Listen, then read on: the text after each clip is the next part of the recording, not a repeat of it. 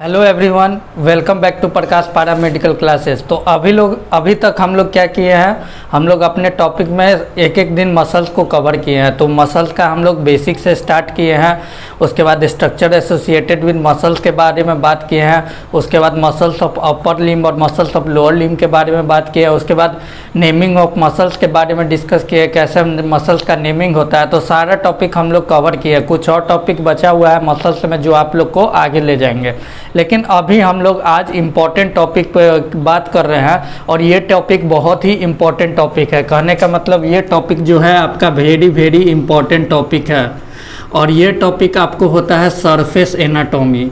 जो surface anatomy होता है ये फर्स्ट ईयर में जितने भी पैरामेडिकल कोर्सेज है इसमें इम्पॉर्टेंट है।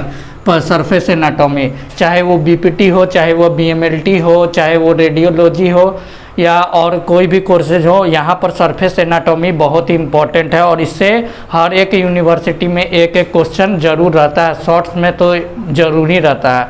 तो सरफेस एनाटॉमी से सबसे पहले क्या समझते हैं, इस टर्म को समझिए, सरफेस और एनाटॉमी। तो एनाटॉमी का मतलब क्या होता है? तो एनाटॉमी का मतलब होता है किसी भी बॉडी को वाया डिसेक्शन उसको स्टडी करना। कितने भी ऑर्गन है, जैसे हम लोग बताएं मसल्स के बारे में, तो मसल्स के जितने भी स्ट्रक्चर थे, लिगामेंट थे, टेंडन थे, बोन हुआ तो बोन में जितना भी चीज़ बताए आप लोग को, बोन का कौन कौन सा पार्ट होता है, जैसे ह्यूमरस में ले लीजिए, ह्यूमरस में जो बोन होता है उसका शाफ्ट कैसा होता है और क्या क्या स्ट्रक्चर होता है। तो एनाटॉमी में हम लोग वाया डिसेक्शन बहुत सारे स्ट्रक्चर को रीड करते हैं। ये एनाटॉमी में भी बहुत सारे ब्रांचेज होते हैं, लेकिन वहाँ पर नहीं। आज हम लोग टॉपिक पे आते हैं सरफेस एनाटॉमी, जहाँ बताएंगे आप लोग को सरफेस एनाटॉमी। तो सरफेस एनाटॉमी करने का मतलब कि आप लोग को एनाटॉमी पढ़ना है बॉडी के सरफेस पे। तो कहने का मतलब सरफेस एनाटॉमी क्या होता है, तो सबसे पहले समझ लीजिए कि कोई भी चीज़ को डिसेक्शन करना है या कट करना है ग्रॉस बेसिस पे, तो क्या होता है, मान के चलिए एक ह्यूमन बॉडी बना देते हैं। यहाँ पर आपको एक ह्यूमन बॉडी बना दिया, ये आपको जनरल ह्यूमन बॉडी है।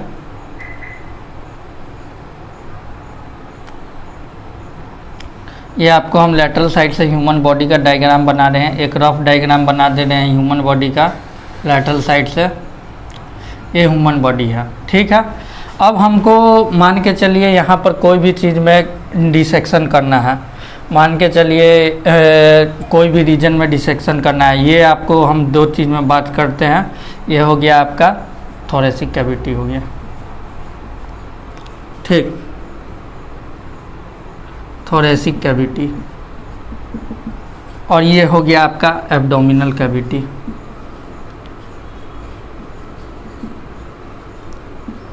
कैविटी, ठीक है। और इसको सेपरेट क्या कर रहा है, इसको सेपरेट कर रहा है डायफ्राम। थोरेसिक कैविटी और एब्डोमिनल कैविटी को सेपरेट कर रहा है। और यहाँ पर आपका जो यहाँ पर हो गया, ये आपका ट्रैकिया, ओएसोफेगस, फिर उसके बाद जो जो ऑर्गन आपका होता है, ये हम साइड से लिए, लेटरल साइड से लिए लंग्स, ठीक, ये सब ऑर्गन होता है। तो हम लोग क्या करते हैं, एनाटॉमी में हर एक स्ट्रक्चर को, हर एक फंक्शन को समझते हैं। फिर यहाँ पर जैसे ही आएंगे तो क्या होगा, नीचे उतरते ही आपको मिलेगा जेसेप का स्टोमक। ये स्टोमच हो गया आपका जैसे बैग लाइक का, एक रफ डायग्राम है स्टोमक का। उसके बाद आपको यहाँ पर जो स्ट्रक्चर हो गया, ये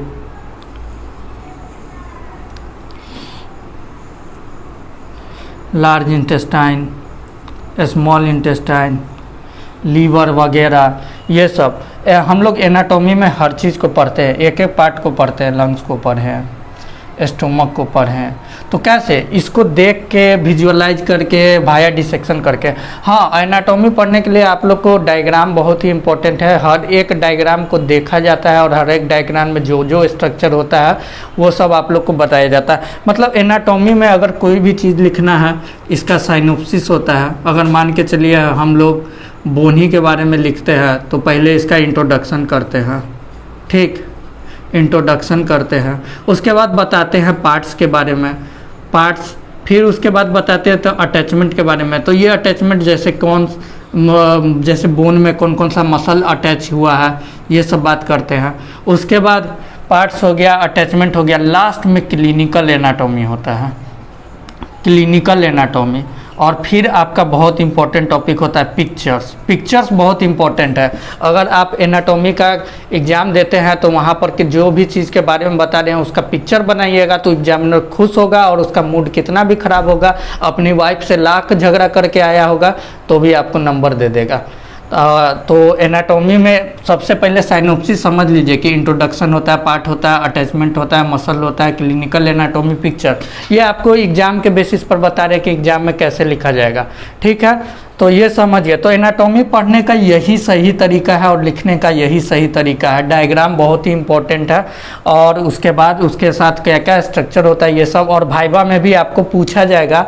अगर वाइवा में भी हम लोग बता दें आप लोग को, हम लोग भी वाइवा में देखे हैं, जैसे कि एक्सटर्नल आते हैं और पूछते हैं तो वाइवा में क्या बताते हैं एक्सटर्नल, आपके पास कोई बोन रख देंगे या कोई मसल्स रख देंगे, क्या क्या पार्ट है बताइए। अगर आपको डायग्राम नहीं दिखाए और सब कुछ नहीं समझाए तो आप क्या बता पाइएगा, कुछ भी नहीं बता पाइएगा, जीरो हो जाएंगे, जीरो से बोल्ड हो जाएंगे।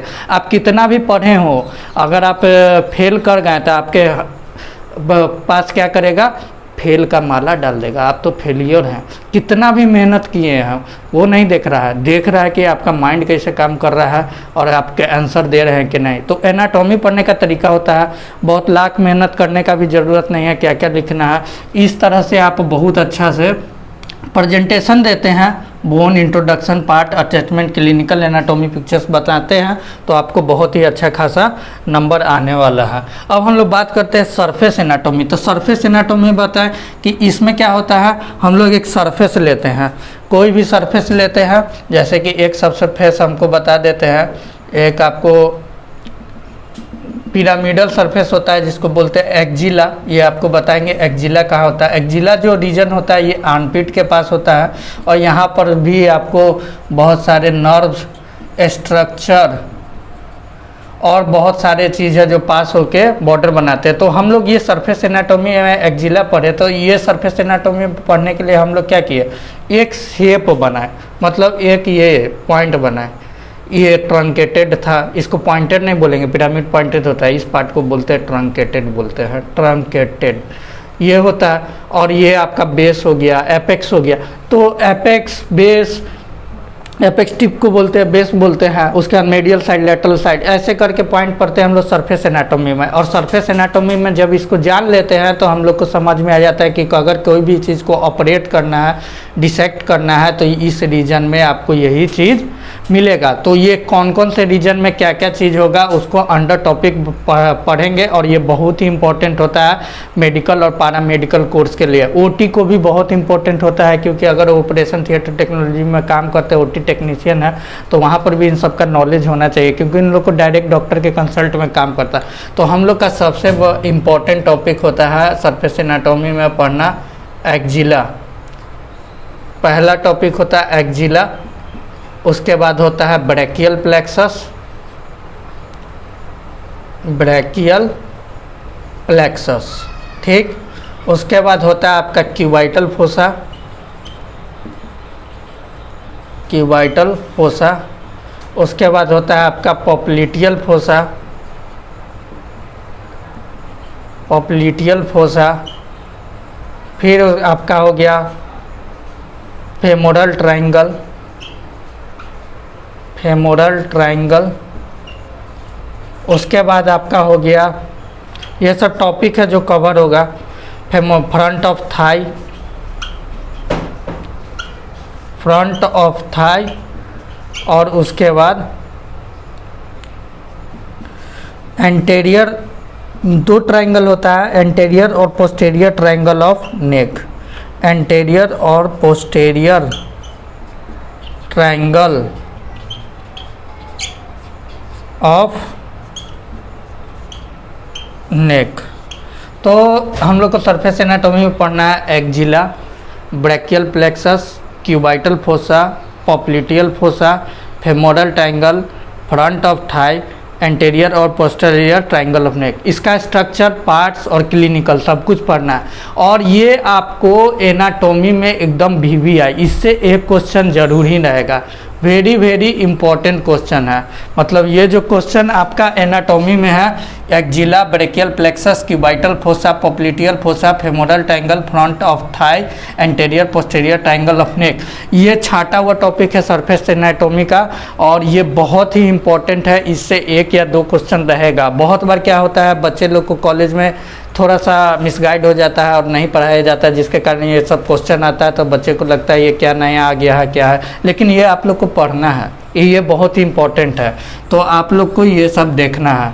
तो एक्जिला आपका आर्मपिट में होता है, इस रीजन में, यहाँ पर आपको नर्व सप्लाई होता है। उसके बाद ब्रेकियल प्लेक्सस, ब्रेकियल प्लेक्सन क्या होता है, कलेक्शन ऑफ नर्व होता है, इसमें पढ़ना है रूट, ट्रंक, डिवीजन, कॉर्ड, तब क्लिनिकल एनाटॉमी। कहने का मतलब वर्टेब्रल कॉलम से जो कॉलम से जितना भी नर्व पास होता है, जितना भी मोटर नर्व पास होता है, एक भी वर्टेब्रल कॉलम ले लीजिए, वहाँ पर जितना भी वर्टेब्रल कॉलम में आपका जो हॉर्न सेल होता है, वहाँ से जो जितना भी रेमाई हो गया, मतलब ये आपको ब्रैकियल प्लेक्सस में डिटेल से बता देंगे कि क्या हॉर्न सेप किसको बोल रहे हैं और क्या रेमाई है, ये सब टर्म आपको बताएंगे। अभी समझ में नहीं आ रहा, तो ये सब वहाँ से जितना भी नर्व का जो कलेक्शन होता है वो ब्रैकियल प्लेक्सस होता है, फिर लंबर प्लेक्सस होता है, वहाँ से कलेक्शन ऑफ नर्व निकल के एकदम गुच्छा, एक बंच निकल के उसका डिफरेंट लिम्ब को मोटर सप्लाई करता है। तो वहाँ पर हम लोग को पढ़ना है ब्रैकियल प्लेक्सस।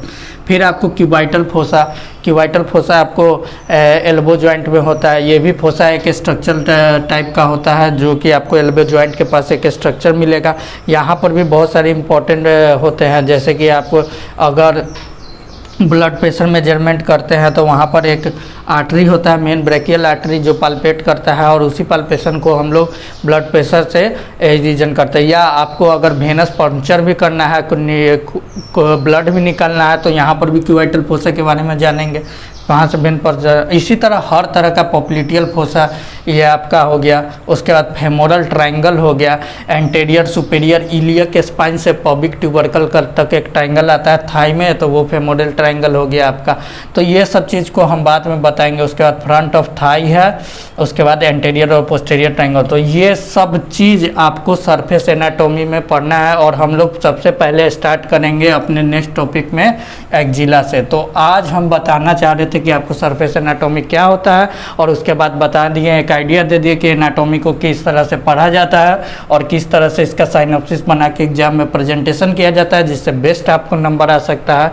तो फिर हम लोग मिलते हैं नेक्स्ट वीडियो में हमारे टॉपिक से एक्जिला के बारे में। तो हमारे साथ रहिए और स्मार्ट लर्निंग कीजिए, और बहुत से अच्छे कंटेंट को ले जाइए, और बहुत से अच्छे टॉपिक को कवर कीजिए, और बहुत सारे ट्रिक देंगे और भी चीज़ें बताएंगे कि एग्जाम में कैसे पेपर को लिखें कि आपको एनाटॉमी में अच्छे से अच्छे नंबर आए। क्योंकि जितना भी पढ़ते हैं, फाइनल आप कितना भी मेहनत किए, लेकिन वो जितना भी चीज़ शो करेगा आपके रिजल्ट पर ही, जो आपका रिजल्ट आएगा वही आपको शो करेगा। तो यही देखते हैं ना कि कुछ बच्चे क्या होते हैं कि बहुत ज़्यादा हाई नंबर ले आते हैं और आपका नंबर नहीं आ पाता। होता क्या है कि पेपर में एकदम, जैसे कि पेपर होता है एनाटॉमी का, एकदम 32 पेज का रहता है कॉलम, तो बहुत बच्चे 32 का 32 पेज भर देते हैं, तो भी उनको वो उतना नंबर नहीं आ पाता है। आप तो सोचेंगे कि 32 पेज लिख दिए तो हमको तो नंबर आना चाहिए 95% प्लस, लेकिन नहीं आता है। लेकिन कुछ बच्चे ऐसे होते हैं स्मार्ट, जो 25 से 26 पेज लिखते हैं, लेकिन उसमें ही अपने प्रॉपर प्रेजेंटेशन से एग्जामिनर को इतना अच्छा से खुश कर देते हैं कि वो 25 पेज इस 32 पेज को भी मार्क दे देता है, और आपको अच्छे नंबर। तो पढ़ें सही है, लेकिन अच्छा मार्क्स भी आना चाहिए। तो इसके लिए अच्छे मार्क्स आने के लिए आप लोग हमारे साथ तो एक बार बने रहिए, हम पे भरोसा कीजिए। तो प्रकाश पारा मेडिकल का चैनल को सब्सक्राइब कीजिए, लाइक कीजिए, और आगे के टॉपिक में हम लोग बढ़ते हैं। Thank you for watching.